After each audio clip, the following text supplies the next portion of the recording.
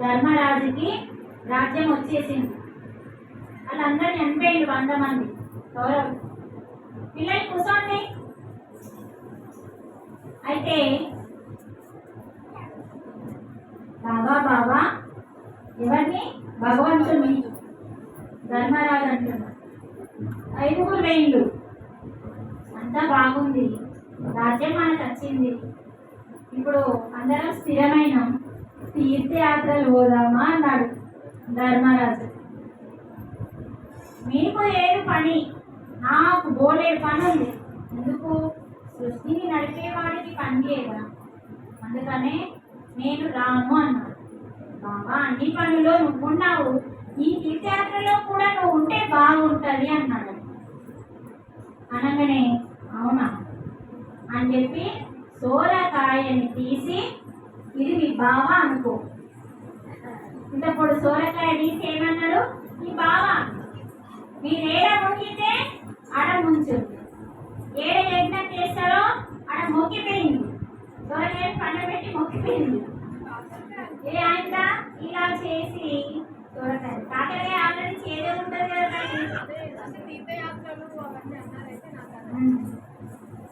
పప్పులో వేసింది ఏది?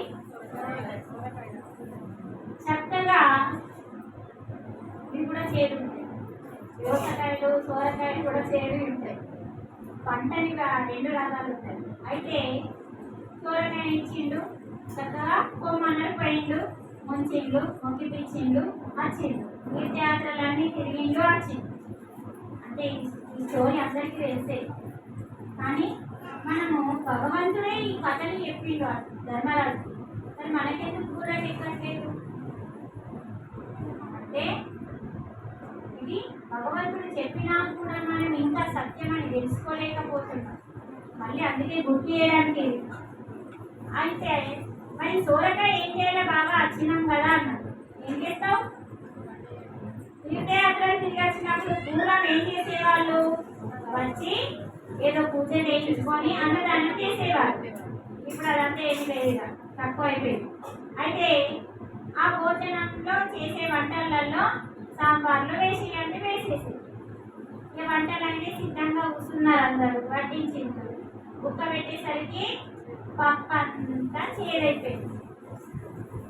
మీరు మునక్కాయ ఇంత కూడా సేదే ఉంటుంది ఒక్కొక్కటి, అది వేసి అంటే ఏమైతుంది? పప్పు అంతా ఉప్పు అవుతుంది. అంటే ఆ సోరకాయ వేయగానే పప్పు అంతా ఇదైపోయింది.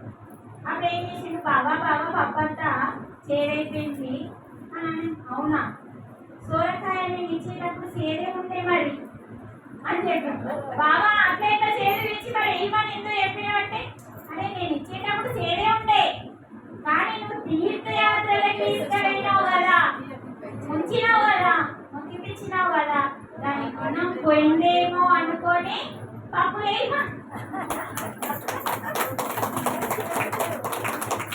అంటే మనిషి గుణం తీర్థయాత్రలు తిరిగితే పోదు, యజ్ఞ యాగాదులు చేస్తే పోదు, అక్కడ బొట్టు పెట్టుకుంటే మొక్కితే పోదు, తనలోకి తాను ప్రయాణం చేస్తేనే పోతుంది తన గుణం అని చెప్పి సత్యం చెప్పడానికి ధర్మరాజు కోసం, ధర్మరాజుకి వెళ్ళదా, ధర్మరాజు గోపోడే, కానీ మన కోసం, రాబోయే కలియుగం కోసం చెప్పిండు. కాబట్టి ఇది మనం అర్థం చేసుకోవాలి.